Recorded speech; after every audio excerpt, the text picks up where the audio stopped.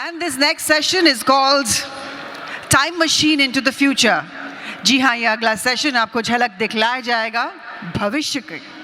We have with us the one and the only James Law. Yeah, the founder of Cybertecture, a multidisciplinary design firm based in Hong Kong. He's known across the world for his innovative and sustainable designs that have had the most positive impact on the quality of human life. He's been recognized as a young global leader at the World Economic Forum. We at CREDAI NatCon are most delighted to have him here with us. Please welcome on stage James Law. Yay! Good evening. Aye, please. Zordar taaliyon ke saath, everyone.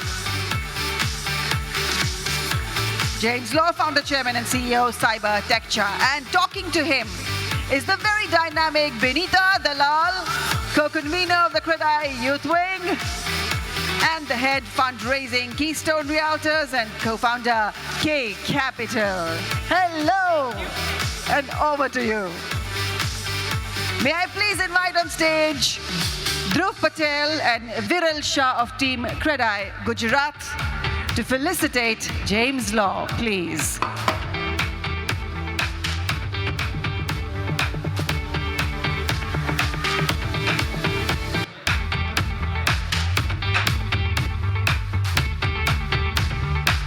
Thank you, James, for taking the time out and joining us here at CREDAI NatCon.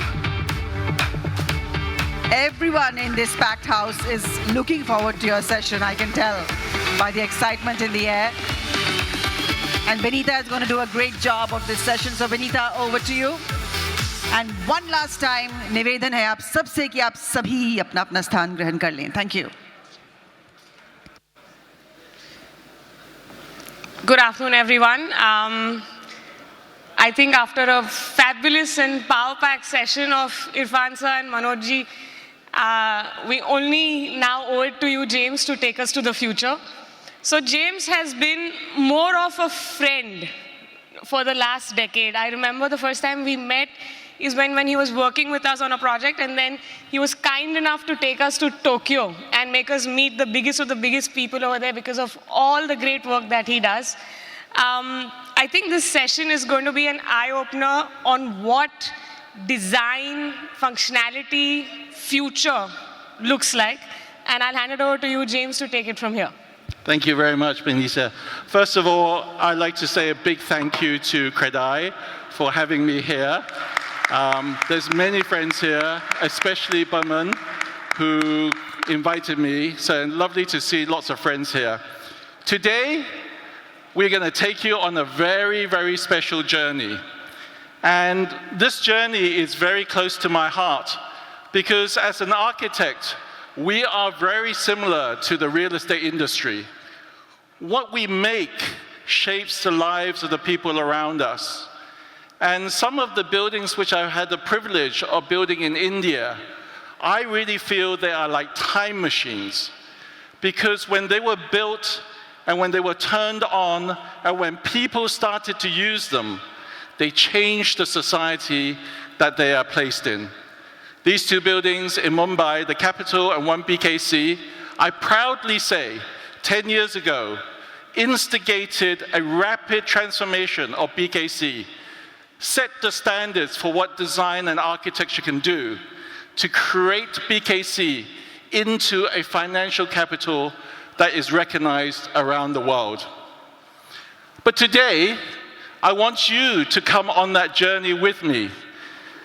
Every real estate developer is a traveler in a time machine because every project you make is transferring the changes that you want to create through the projects you make to the people that are your customers and your users.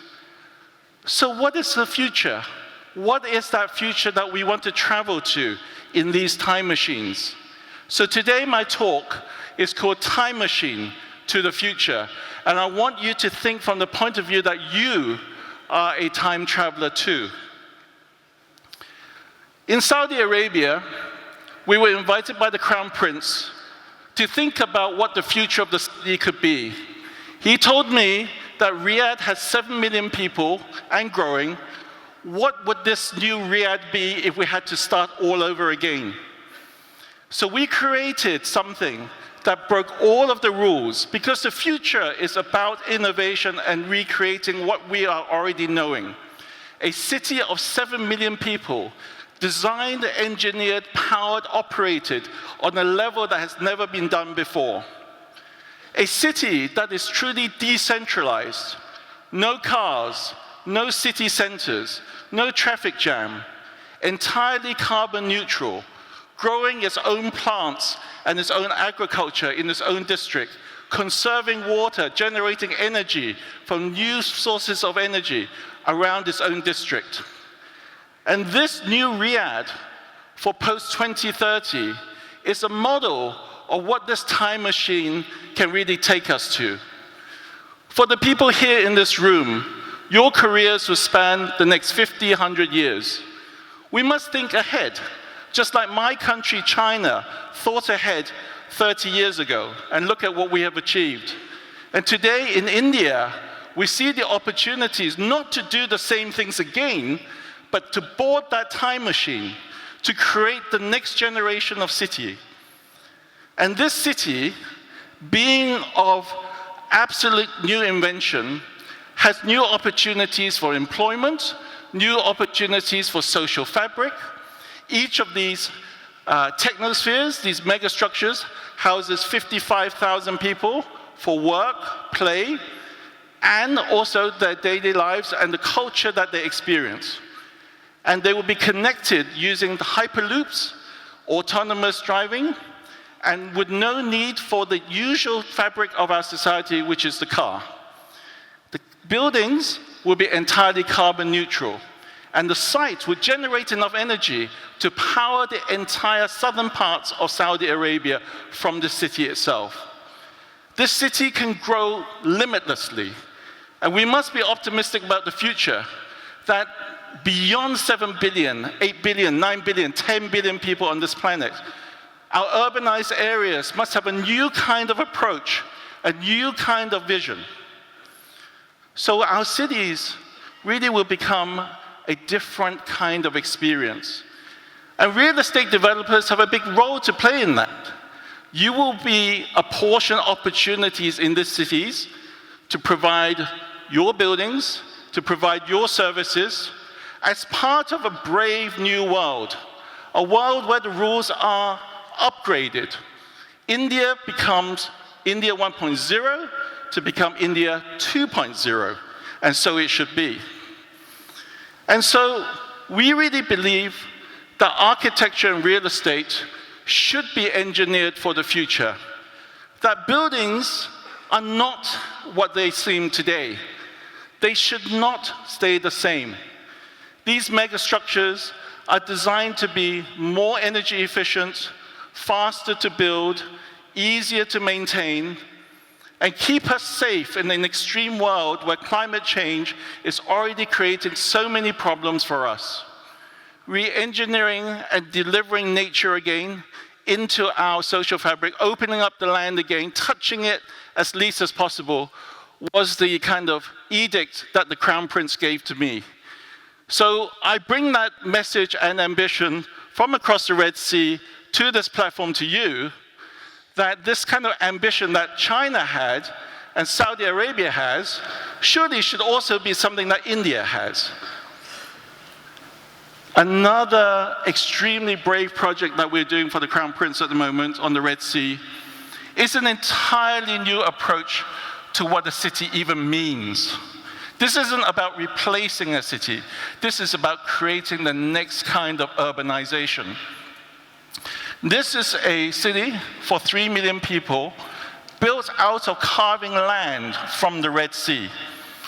It is a city over 100 hectares in size, and it recreates nature and oxygen for the entire northern parts of Saudi Arabia. It is connected by 2 mega dams that has over 10,000 tidal generators. We have studied that with climate change, the tidal ranges that is going to be extreme in the Red Sea will be able to power this entire city and the entire northern parts of the district of Saudi Arabia with the equivalent of 10 times more energy than the Three Gorges Dam in China. That energy becomes the power and the energy that goes behind the nature of the city. You might think a city is about us, it's about human beings, but no, the cities of the future need to embody all of the other life on our planet. So in the center of the city, we have a giant safari park where we reintroduce nature, bring back the vegetation and fauna that is beginning to be dissipated on our planet, nurture the dying species of our planet, so that we really create a Noah's Ark for the future. And the oxygen that is created is benefiting the whole region. So you can see the priority isn't just about people. We don't only sell to people, we sell to nature. And utilizing the same kind of automated AI management system, transportation systems, we link the city seamlessly without the need of a single car. So, what I'm trying to say is that you're on a time machine today, and I'm showing you what I believe the future can be, not only for Saudi Arabia, but for every single project being done in every part of your country. There should be a level of courage and innovation. There should be a level of forward thinking, one that takes our entire population to the next level, to upgrade them to the next level of living, more equitable, more sustainable, more jolly, certainly with a lot of enthusiasm about what the future brings for them. Not just another tower, not just another district, but something that opens up their imagination and creates the platform for what humanity can create because we think for the future. We are not only making buildings, we are currently collaborating with Airbus Industries to create a next generation of terraforming architecture.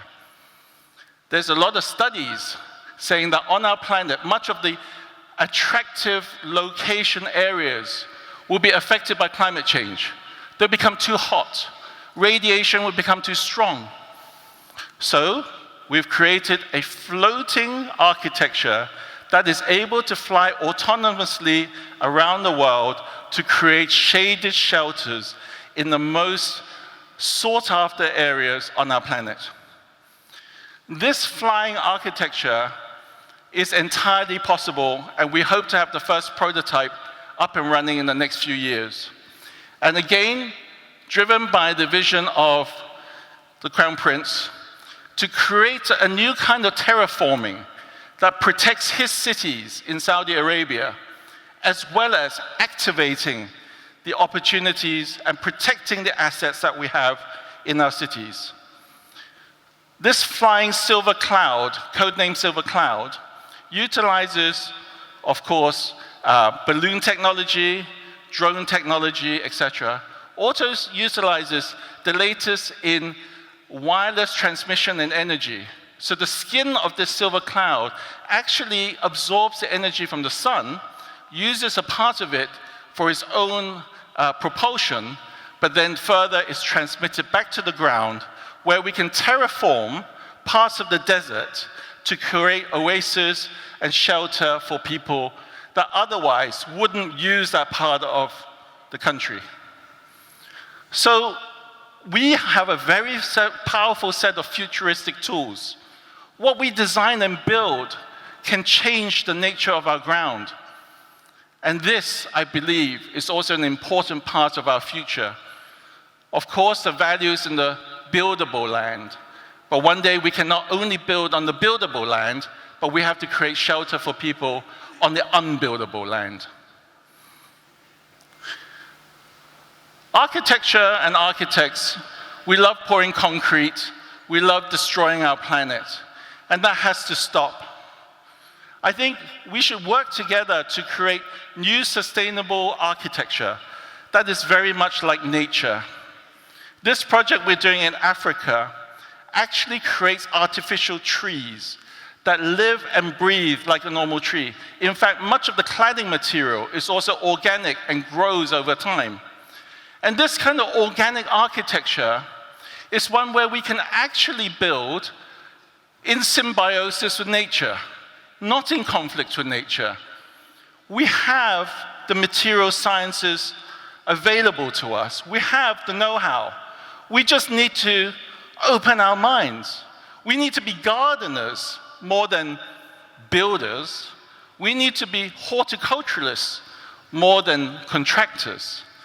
And so we are really excited about this project in Abidjan, in Côte d'Ivoire, where over 20 years, these buildings would grow from the ground, using the actual resources on site, just like a plant would, to create an architecture that is zero carbon and will grow and evolve with time, with the site, with the culture of the people. This is me sitting on top of a small house. And I believe this small house potentially is the DNA that will solve some of our construction problems in the future. Modular construction is a revisitation of what the Industrial Revolution gave us, but for the construction industry, which is to build fast, build cheaply, build in high quality, using our technology of mechanization and production. I'm currently in partnership with China State Construction, and we have collaborated on China's most advanced automated housing manufacturing factory, which has 190 robots. These are the first set of robotically created modular houses coming out of the factory. This factory is able to create 25,000 of these houses a year with 90 staff, and with an efficiency and cost ratio that is beyond anything in conventional construction. I believe this is the future of construction.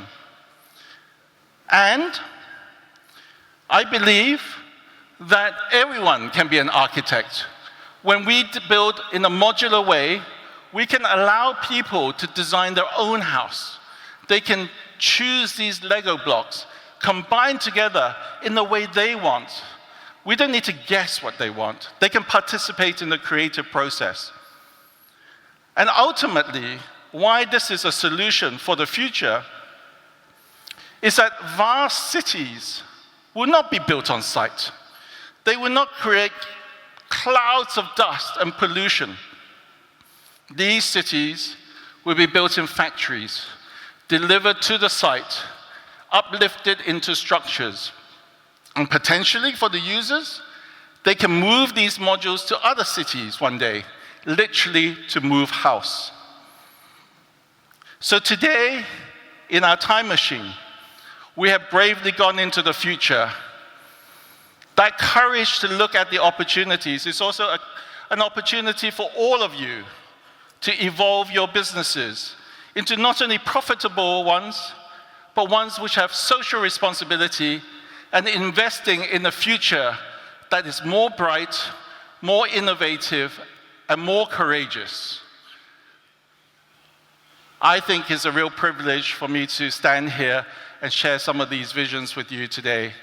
Thank you so very, very much. Thank you. Thank you.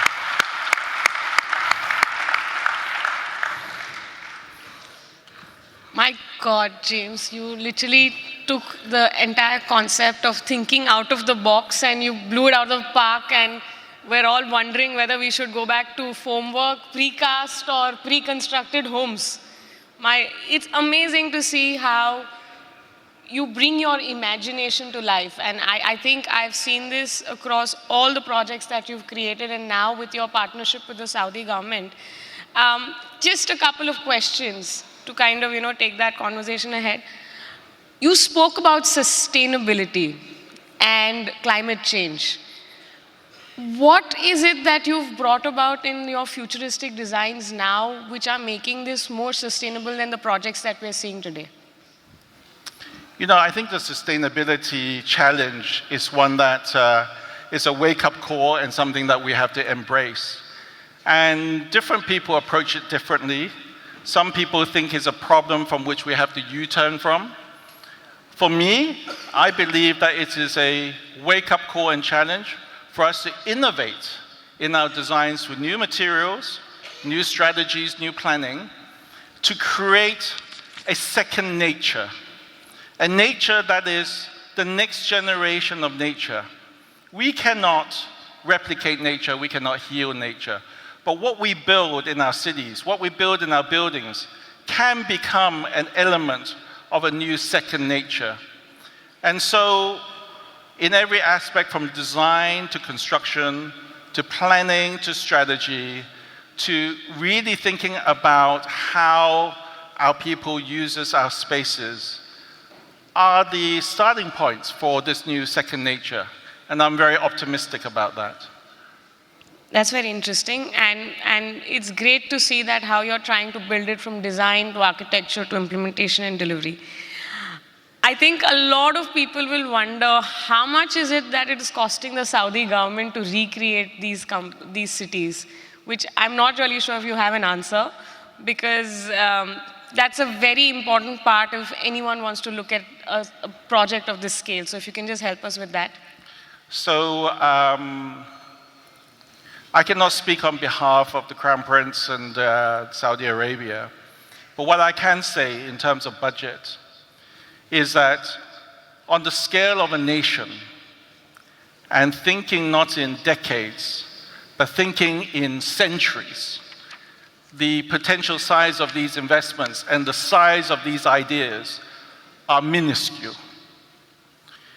Without that kind of scale of thought, backed up by that scale of commitment, money doesn't play a part.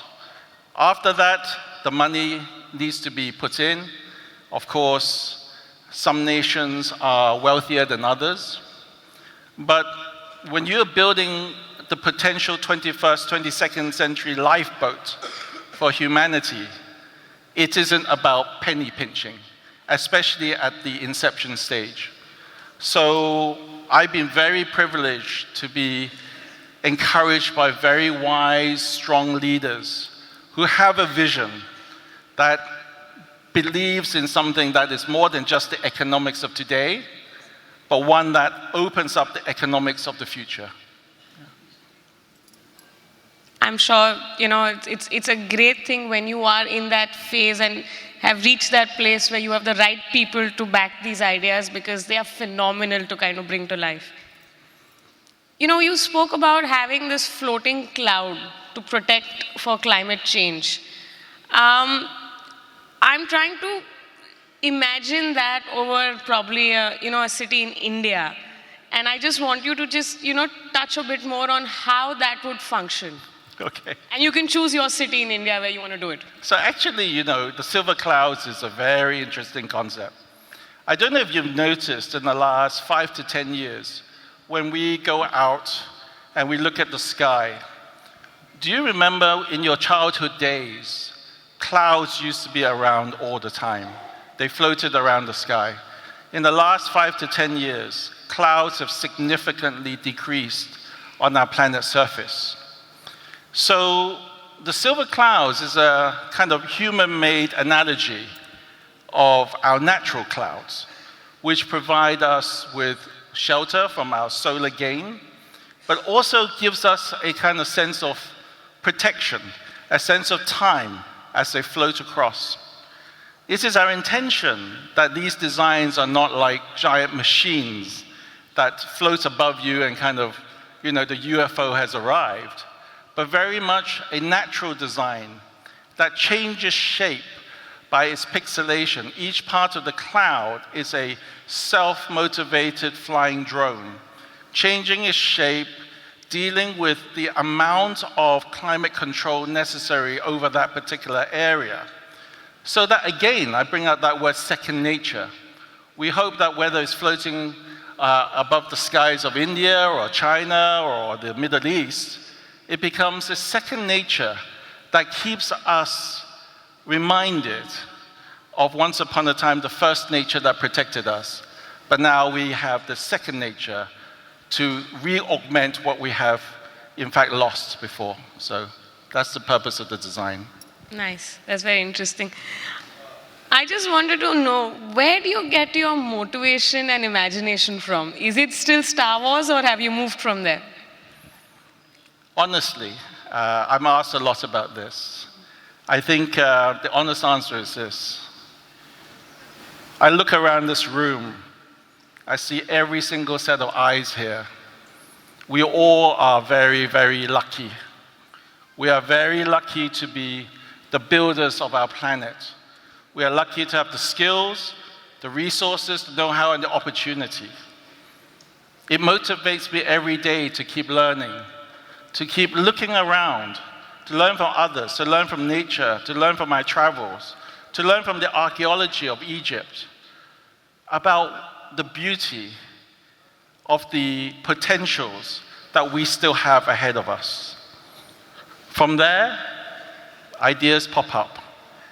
And I'm very lucky.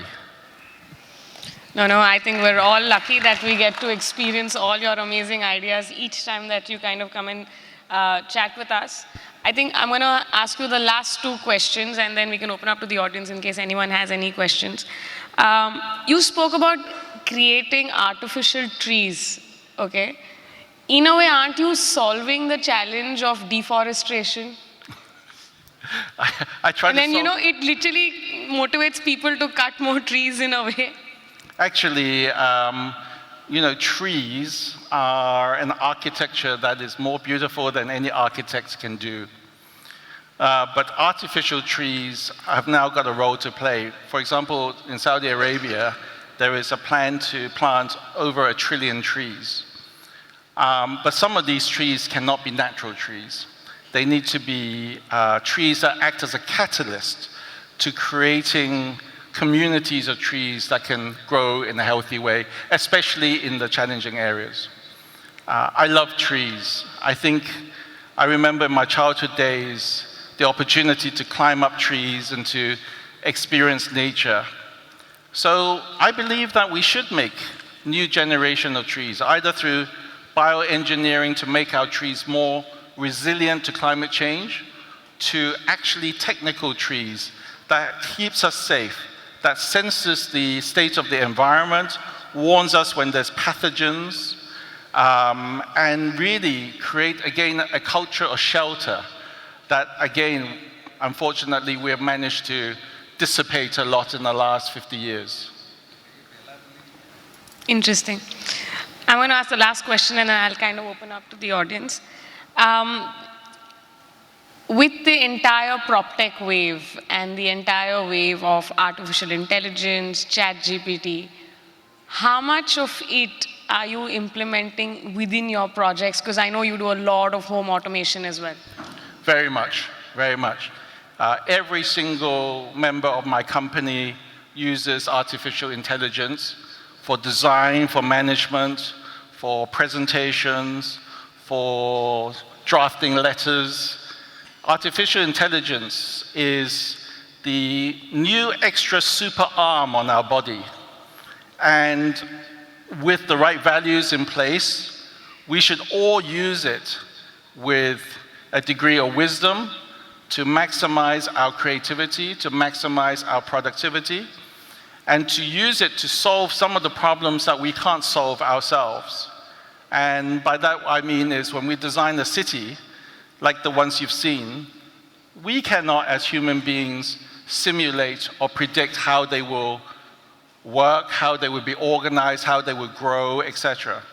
Artificial intelligence can do that, simulate and predict scenarios for us. So absolutely, we're in an era of risk, we're in an era of instability, but we can weave a higher level of stability when we use these new tools starting to become available to us.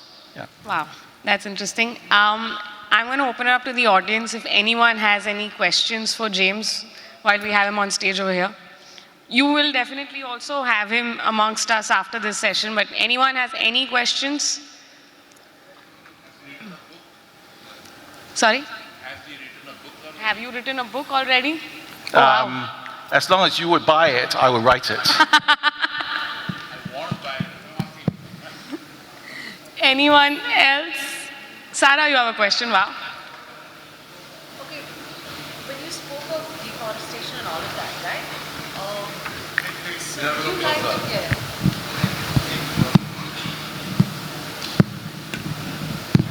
Okay, this is a question which just went into my mind.